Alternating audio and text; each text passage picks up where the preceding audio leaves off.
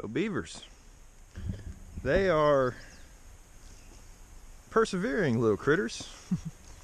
And I'm walking past this pond, this lake here, and I'm seeing all these trees that have been felled by beavers. And something that's really in common is that they all fell towards the pond. I'm guessing that they fall and then they go up there and they nibble off all the smaller branches and leaves and whatnot. But like that one fell toward the pond. This one fell towards the pond. Coincidence, or are those little critters pretty smart? I mean, look at the size of this tree. They worked on this, I don't know how long, but it had to have been a while.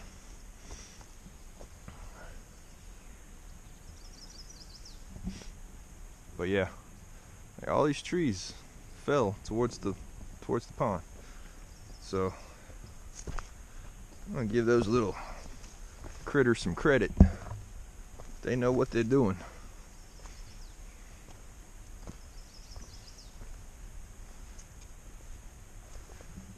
Met a couple more through hikers last night at the South Wilcox shelter.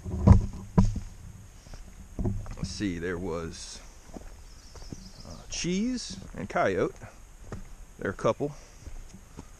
And Engineer and Maple Syrup. I met back up with Miss Joy.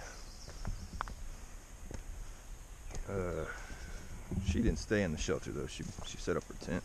I was in my hammock. And a big group of about 10 hikers came in that they were just out hiking for the day. They were all partying at the older shelter. And I woke up this morning to go get my food out the bear box and they were gone, and I'm like, was it just me, or was there a whole group of partying hikers here yesterday? They're like, no, they were here. I'm like, where'd they go?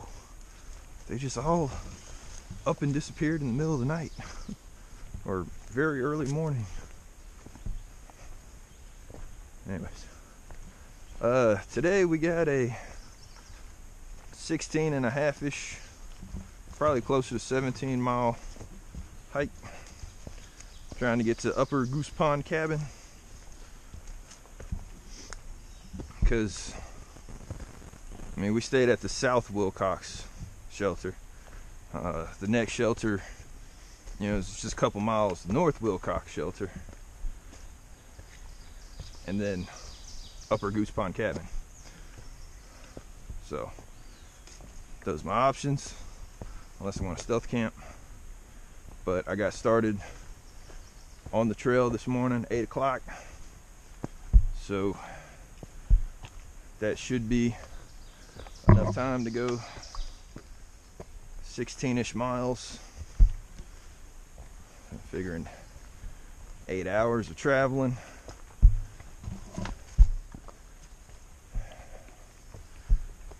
Four o'clock by the earliest, 6 o'clock by the latest.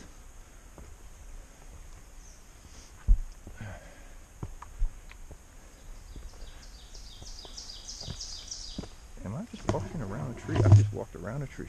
Okay.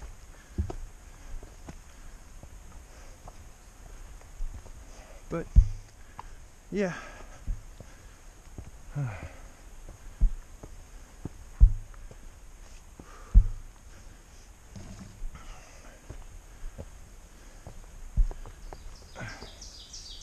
Felt good getting out of the town yesterday and actually getting some miles down instead of just stopping at the first shelter.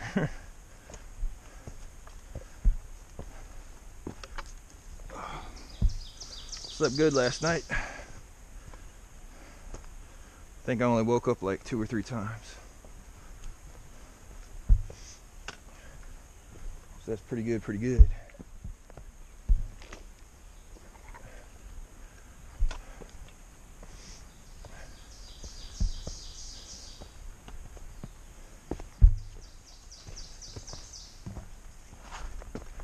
Woohoo, slippery rock. Okay.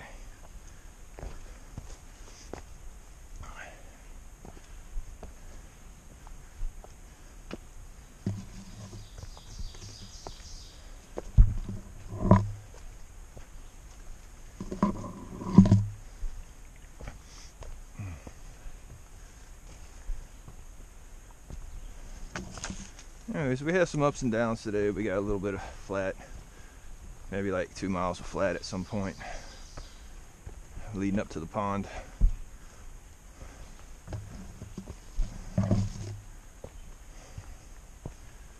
And really only 2 climbs today that I'll consider climb.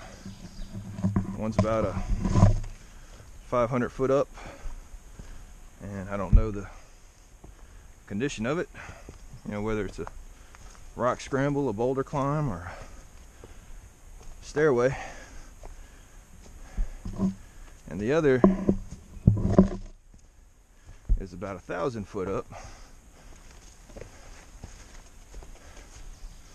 a little steeper, but it's kind of broke in the middle by a little down. So nothing I shouldn't be able to handle today.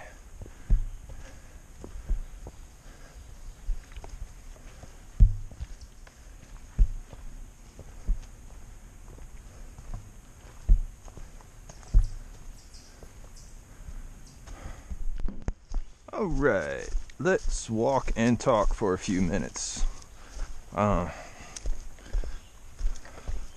Had some questions posed to me in comments, and let me work a couple of them out here. One question, I've been asked this a couple times.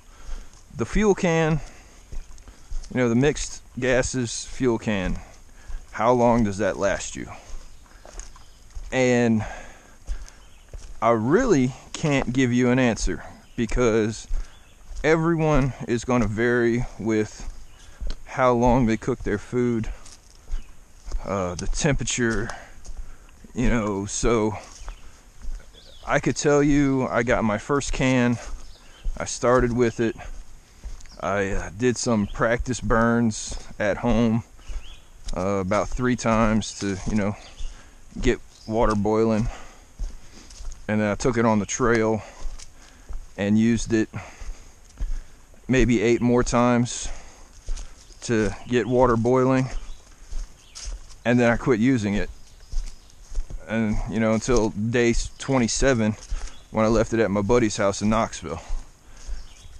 So I never finished that can of fuel, and I have no idea how much is left in it. And I've only had my second can of fuel on the trail since I was in the Shenandoahs, and I asked my buddy in Tennessee to mail my stove and cook set back to me, and I picked it up at Bear's Den. Well, I couldn't use it at Bear's Den because I didn't have any fuel, so I just got a text message. So I picked up a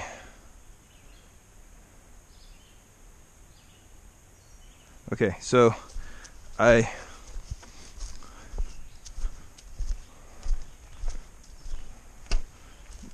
didn't understand that text message whatsoever, so we'll get back to the train of thought. All right, so I picked up a can of fuel, my second can of fuel, at West Virginia when me and Buzz went shopping at Walmart out of Harper's Ferry. Now, I haven't used that fuel every day, but I've used that fuel most nights. And this is how I cook. I put the ramen, crack up the noodles, put it in water, and then just let it sit for a while, maybe 10 minutes, while I'm eating other things. And then I'll stir in the chicken seasoning, and I'll stir in the Tony's, and then I'll, you know, put meat or tuna in it if I'm feeling fancy that night, and then I'll put it on the fire. But I'm not putting it on the fire to boil the water or to cook it or anything. I'm just putting it on the fire for a minute to make it hot, and then I'll stir in the mashed potatoes, and then I pretty much let it sit for 5 to 10 minutes to cool down and solidify. So I only use the fuel for a minute or two a night when I cook. You know, I'm not heating up a breakfast, which I've done one time. I've heated up for the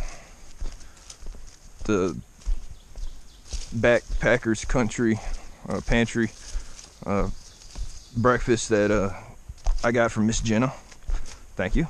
That was very that was a very filling breakfast. But other than that, I only use the fuel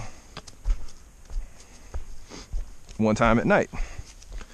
So y'all can check in the Target Katahdin playlist and see what day exactly I picked it up and was, you know, traveling into Maryland. But I am still using that fuel that can of fuel. Now, I suspect it's getting close to empty, and when I was in Great Barrington, I was actually looking around at a couple different stores to get another fuel can, which I couldn't find. So I am still on this one, you know, my second can of fuel, and it has not run out for me yet. But, you know, everyone is going to be different. If you want 4 hot meals a day, you know, you're going to run through your fuel faster.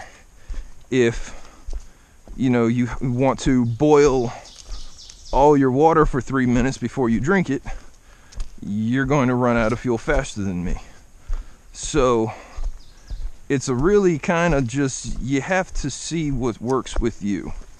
Now, the MSR cans, there's a picture drawn on the side to where you put the fuel tank floated in water and burp the bubble out from underneath of it, and wherever it's floating in the water, that's the, you know, level of the fuel that's inside of it, which I would assume works for Coleman and for the other, you know, lines that sell the fuel, because I mean, it's just a metal can with fuel inside, and if you float it in water, it should float the same.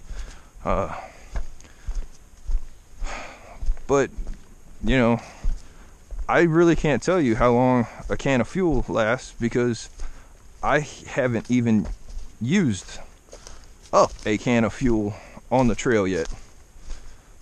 So, you know, that's kind of just the user results may vary kind of answer. So sorry I can't give you a definitive answer other than just I know the little ones, the smaller mixed gas cans, man, I've seen 3 people with them on the trail so far, and they're not happy with them because they just run out so fast. And they like them because, you know, it fits all in their little small cook pot with their burner.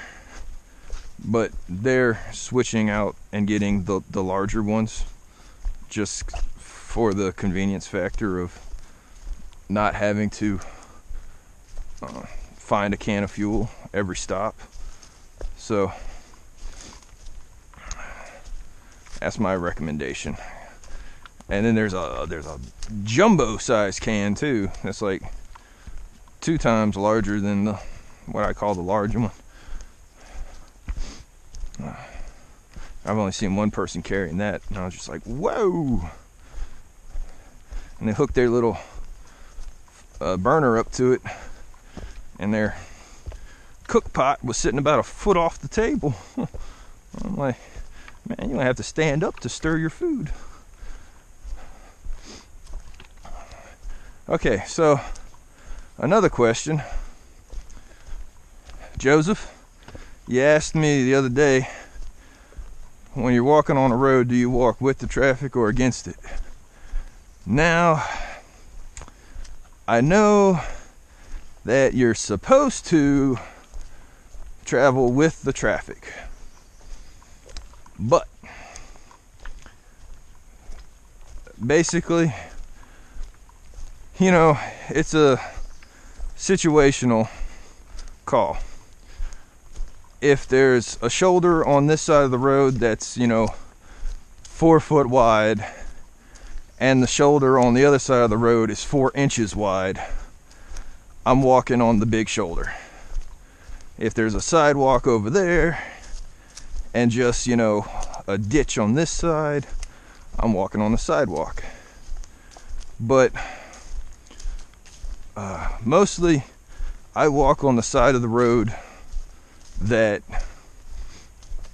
I need to be on. Like when I was walking into the Great Barrington yesterday, or 2 days ago,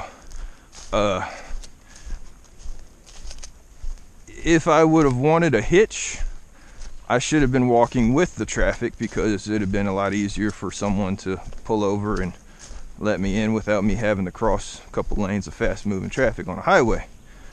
But I wasn't too interested in a hitch, because I was still juggling my options, whether I would resupply, eat, Dunkin' Donuts, and then hotel, or hotel, Dunkin' Donuts, resupply, eat, so I really didn't know where to go first.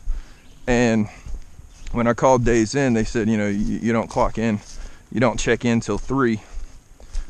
So I'm like, I'm really not in any hurry to get to Days Inn at noon, and then just have to stand around and can't get into a room. So I was just taking my time walking up the road, stopped in at Dunkin' Donuts and almost shut them down. But so there's all those factors to consider when walking along a road, and I try to wear my bright orange when I'm alongside a road. That day I had my pack cover on, and it's bright orange-ish. So you don't want to be run over, so use better judgment and do what needs to be done.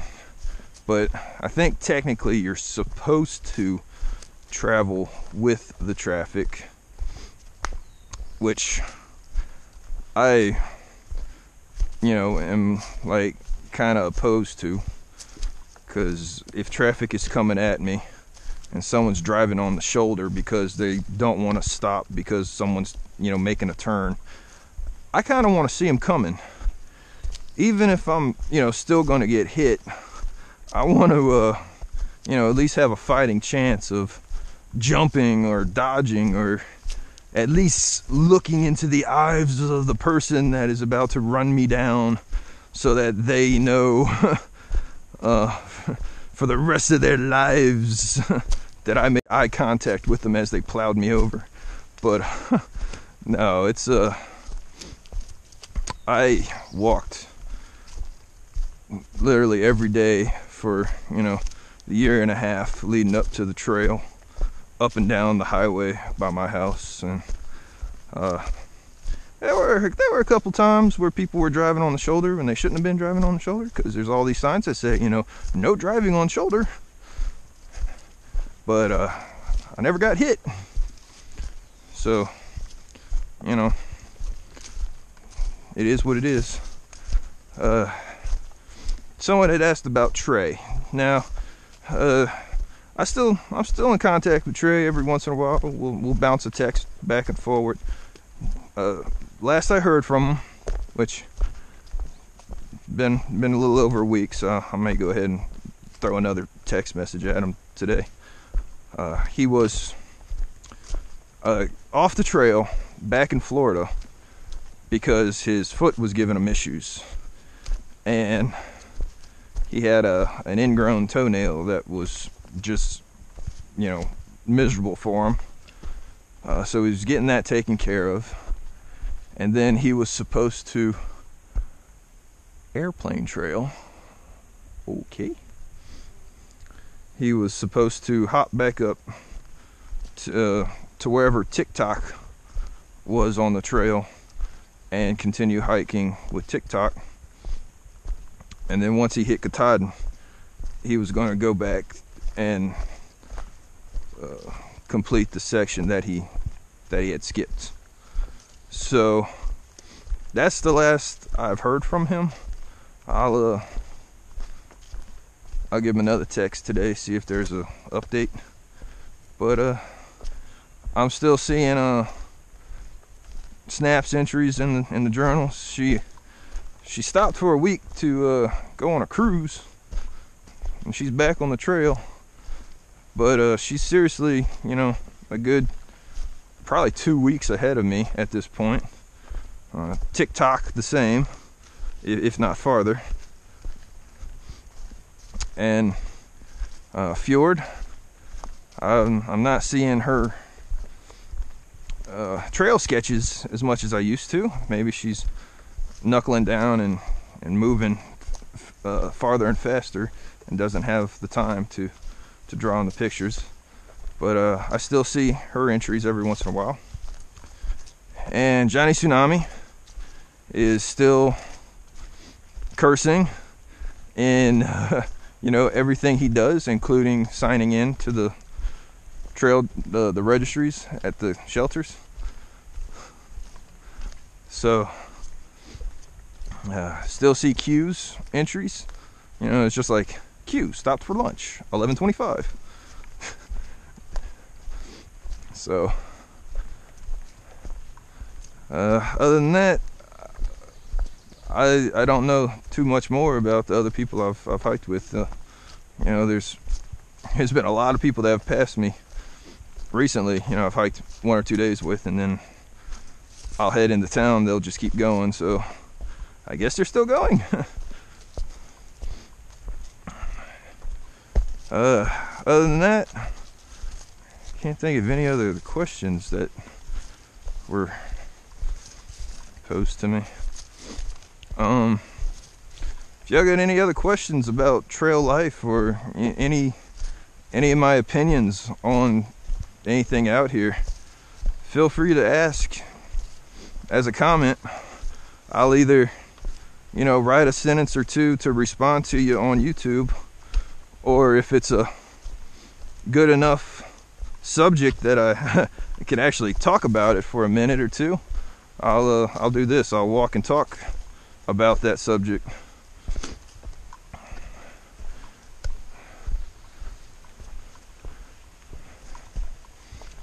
So yeah, and just one thing. Let's keep it like trail related. All right, let's not bring religion or politics into any of the questions, any discussions, because that's just kind of almost too controversial to talk about out here. So anything trail related or trail life in general. Oh yeah, one was about video games. They asked me what was my favorite video game, and someone made a response was this: well, since his name's not Jim Raynor, we know it's not that game. Yeah, no, I mean, what is that? StarCraft? Yeah, I know a little bit about StarCraft, but that's not one of the big things. If Blizzard owns my time, it's WoW, of course. But yeah, let's talk about video games.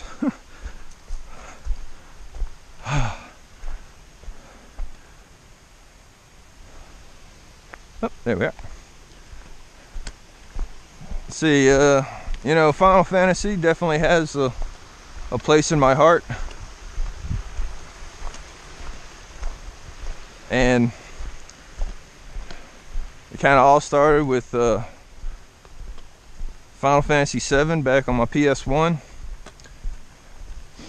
And since then, I've played anything and everything Final Fantasy. So, okay, here's the AT.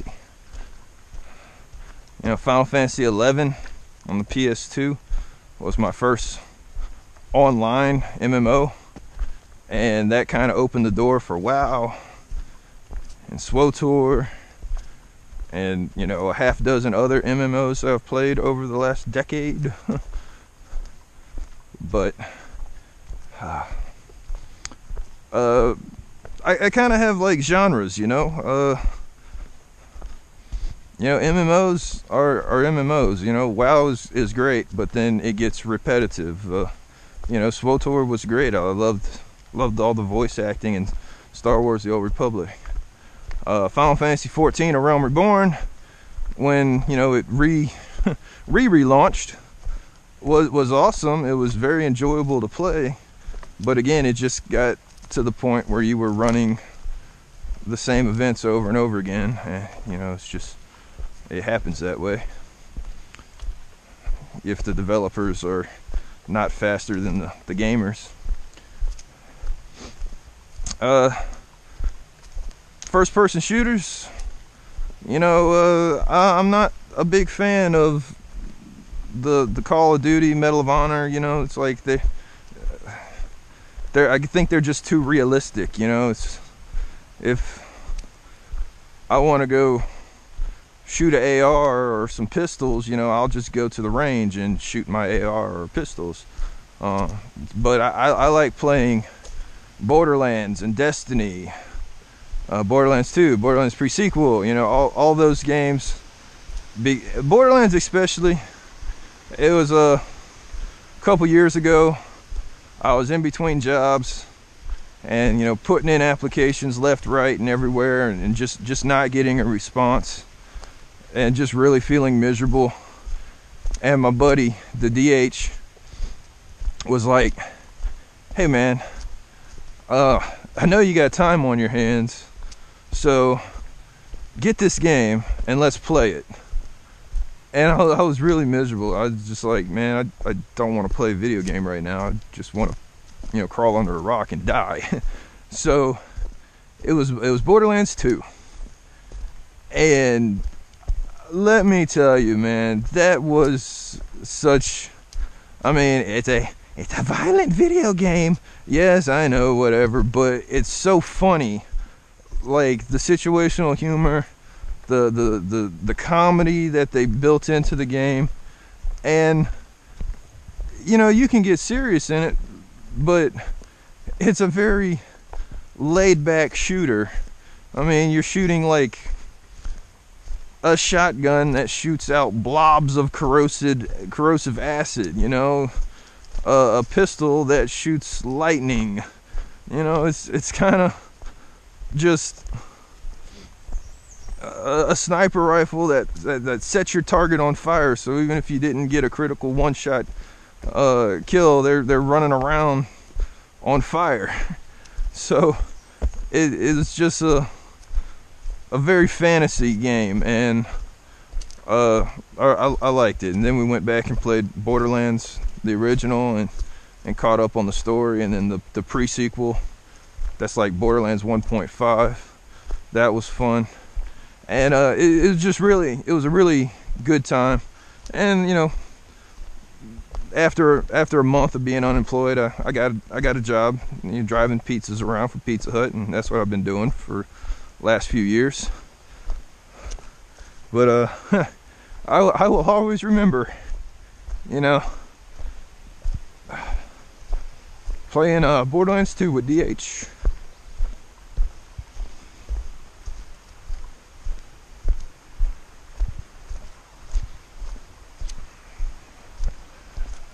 Let's see, other games I like playing.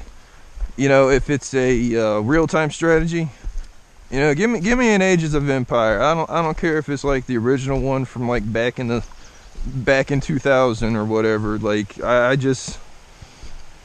I'll work on the campaign mode, and I'll create my own maps.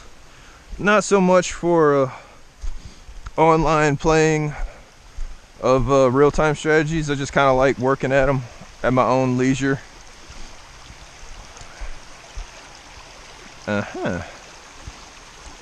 But yeah, let's see, for MOBAs, you know, League of Legends is kind of out there. We've also done the Heroes of the Storm from Blizzard. And that has really, it looks like it's got a big overhaul. I haven't played in it in a while, but now it's like Heroes of the Storm 2.0, I think. And let's see what other kind of games are out there. Oh, Minecraft. Goodness, let me tell you about Minecraft. Got a buddy in California, and he's got a housemate that is basically a computer genius or something, and makes servers for us to play on, to play Minecraft. And he's got these, you know, a room full of dedicated computers that will run these servers. And it's not vanilla Minecraft. It is so heavily modified with mods, and I'm telling you, like 70 to 140 mods that were running all at the same time. Ow! A mosquito just like bit me on the eyebrow. That was not nice, mosquito. And I mean, it's kind of funny where I'll sit in Minecraft and just dig a 3x3 tunnel to collect diamonds and emeralds and iron and copper, you know, for hours on end, so that I can, you know, smelt up those ores into metals, so that I can, you know, build machinery and automate systems. And some of the mods I really like working with are Industrial Craft and Steve's Carts, where I'll make a big old Galgadorian mining cart and put the Galgadorian drill on it that never breaks, and automate a mine cart system to where the cart goes out, fills up, comes back, dumps, refuels, and heads back out again down the mine shaft.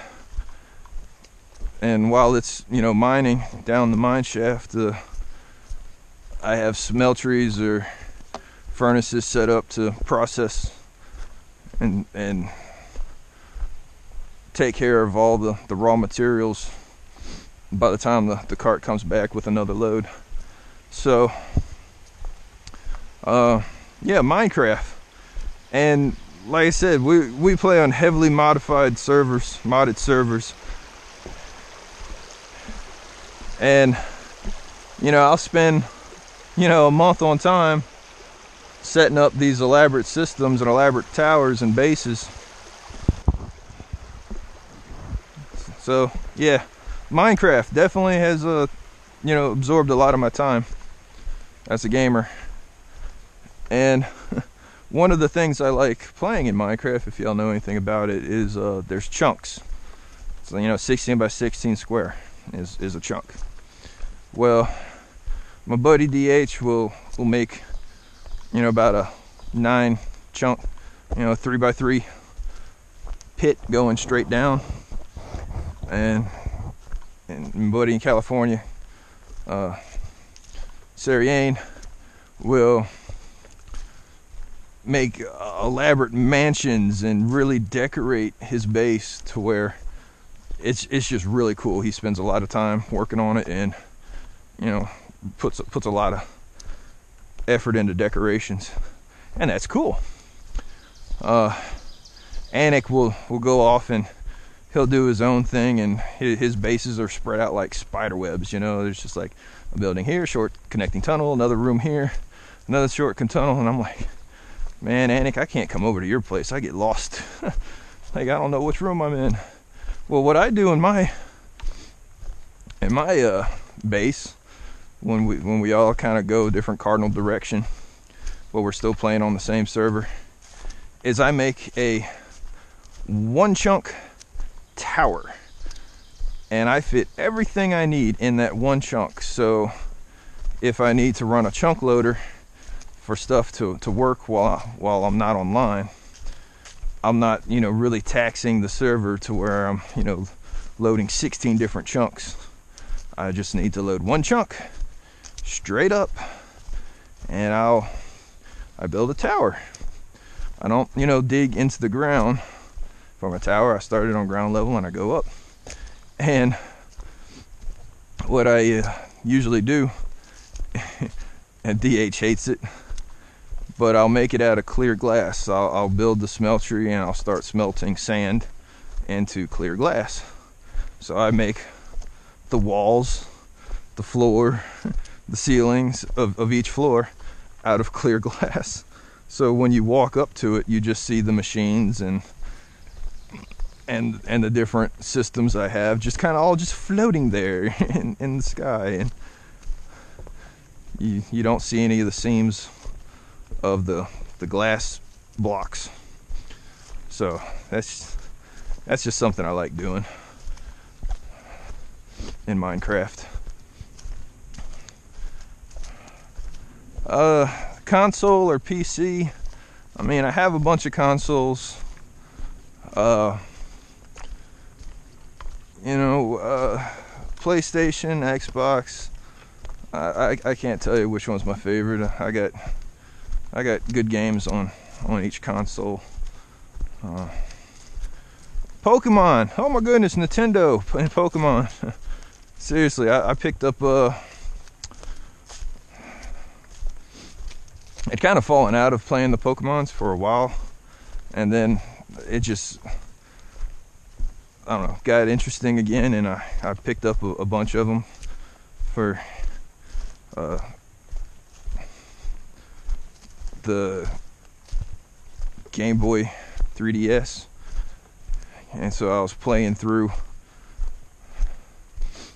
I think, the X and Y, and then I picked up Fire Red, and one of the other ones that was like a re-release of a previous one. And then just before the trail came, you know, just before I started in February 1st, the Sun and Moon came out, so I picked up one of those and was playing it the week before I hit the trail.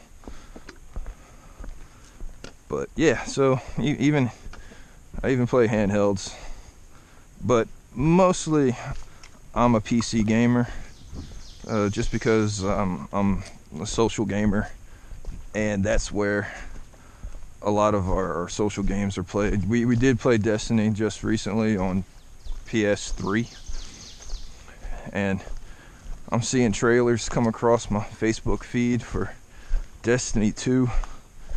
Whoo, let me tell you, that's gonna be an interesting game. And like I said, you know, it can be serious, but you know, it's not an exact kind of combat system.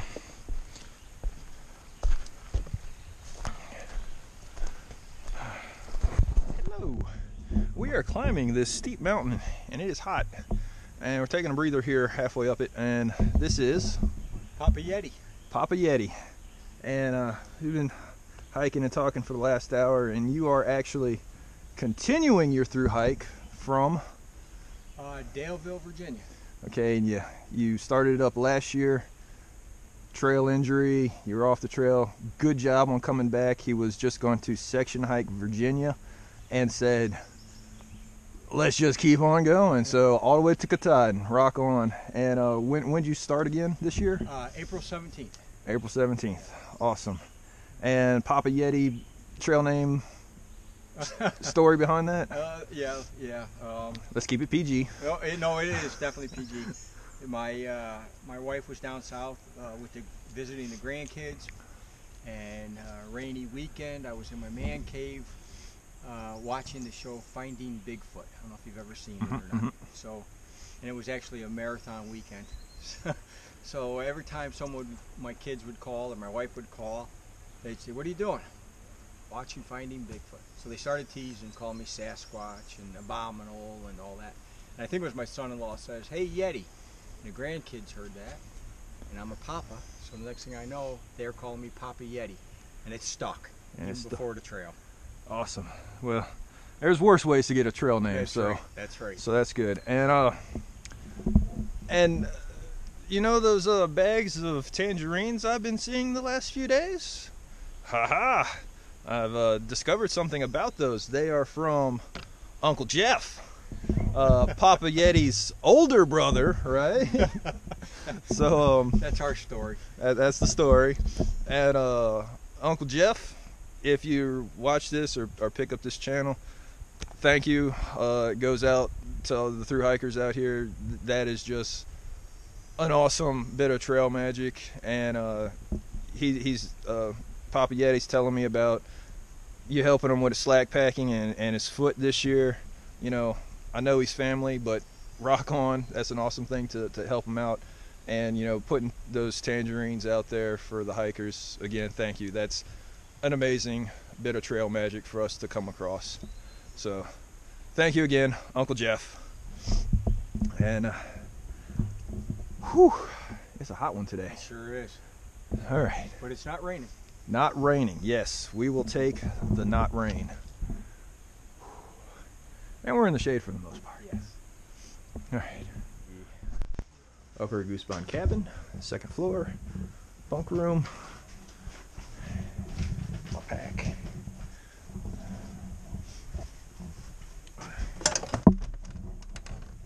Door open.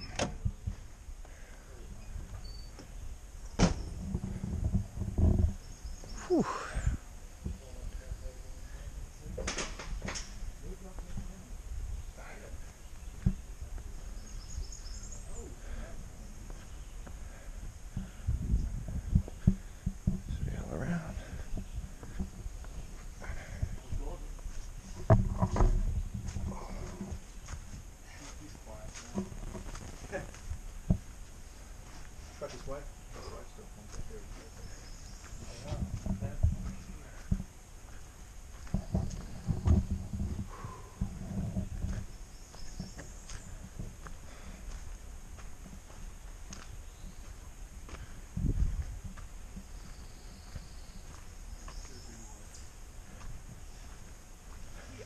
At the Upper Goose cabin, and Grumpy was traveling across America up in Vermont, going back to his home, and wanted to found me, and brought up some wonderful trail magic to the Upper Goose Pond. Had to carry it 2 miles from the road. That's all right. It's exercise. You rock. You're awesome. Cool. And interviewed you for a minute back in Shenandoah's. But Grumpy, your trail name, is story behind that? It's spot on. You need to know. I'm telling you. You know, if you would see the videos that Gucci girl took of me traveling here, that could never go public, you would understand. Yeah. It's only when I'm out on the trail and talking with like-minded people that I am smiling. So if you look at all my pictures on our videos, you can see my. I just saw YouTube, not YouTube, Facebook. She friended me on Facebook, and I saw that you were just at a wedding. Yes. Did you see that smile on my face? That was a wonderful smile, let me tell you. So yeah, awesome, amazing. Thank you again. Oh, no problem. And you are awesome. And she wasn't gonna hike down here, or? Oh, she was attempting to hike down here, but she had like 40 pounds of fruit in her pack, and she couldn't make it. Oh well, just send our regards to her, and the fruit will be out at the. We will have a wonderful fruit dessert after the wonderful pancake breakfast here. Awesome. So, you know, if y'all get out early, leave me a little, okay? No, no, whatever. Again, thank you, Grumpy, and no we shared it with a bunch of hikers here. I just ran it down to the tenters up there and across the way, and they appreciated it as well. Cool. So. Thanks, Grumpy. Well done, Grumpy. Yeah. And you're close, man. Yeah, you guys, you're all 600 close, something you know miles, that. you know. You think about all the miles you've gone, you're close. Well, not that guy, but no, yeah, much love, French dip, but yeah, not that guy. No. All right. And Congratulations, my friend. just gonna go around the camp table real fast. This is Coco in the daylight and not upside down. Last time I filmed you at RPH Cabin, the camera was inverted and you were hanging from the ceiling. Well, that's So, par for the course. all right. So we have Miss Joy. Miss Joy, hi. Been hiking with you on and off for a couple days now. Your trail name's got a story. Not really. It's a terrible, terrible trail name. It was just Joy because it made me so happy to be hiking, but everyone thought that was my name. So I have a friend whose trail name is Mrs. Gorp, and so when I got married, I thought I would just tack Mrs. on to make it sound more like a trail name, but it just sounds like I'm a kindergarten teacher. But everyone knows it now, so Okay. trail name. Yeah. And you've gone southbound before, and now you're. I did a no-bow attempt in 2010, and I've done all but 90 miles of it, most of it multiple times, but I'm trying to do a flip-flop this year. Awesome. Rock on. Okay. And we have. I'm Coyote. And Hi. when and where'd you start? I started in Springer with Cheese on Cheese. March 11th. March 11th. Awesome. And this is our honeymoon. Yep. So- Congratulations. Have fun. And Coyote, because he kind of told me earlier. But, Yeah, I have a wolf tattoo on my back, and I guess I'm not big enough to be a wolf, so I'm a coyote instead. Okay. And Cheese. I'm Cheese, from Wisconsin, so that's kind of where the cheese came from. Okay. Good old Wisconsin boy. And Maple Syrup. Maple syrup, because I'm from Montreal. I started on March 11 also, but I didn't see these guys until last week. So one of us is yellow blazing. Okay. And I was just joking earlier this morning about you being from Australia. What? And we have. I'm Highlander. I'm over from Scotland, hiking the trail. Awesome. I'm heading to Katahdin, finished this year. I've already completed up to Harper's Ferry, so looking forward to getting to the end. Awesome. It's always great when people like come back to finish, because that's just just proves your resolve. It's easy to not come back. No, well, and that's why it's commendable to double down and come back to finish it up. Yeah, fabulous. And French dip.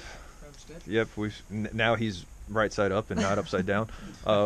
You watch that video; it's hilarious. Everyone's hanging from the ceiling at RPH shelter.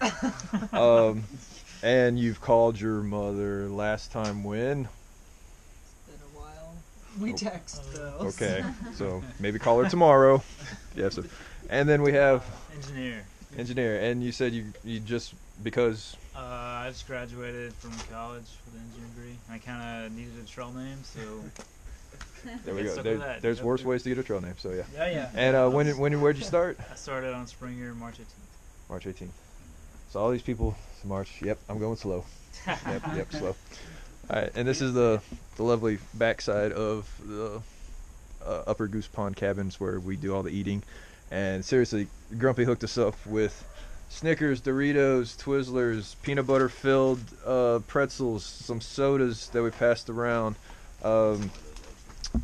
She sent me some more of these crunchy chickpeas because they're healthy and I need to eat healthier stuff while I'm shoving Snickers in my face all day long. And some other things that we thank you for, but we're not going to mention on the YouTube channel. Right. No, nothing illegal, just not that we can have on this premises. So I'll put in annotations later. No, it's all good. Nothing bad. Just we're obeying the rules of the land, and then we're gonna leave it at that. So yeah, no, awesome. And again, thank you very Oh, no much, problem. y'all. It's my pleasure. Y'all are awesome.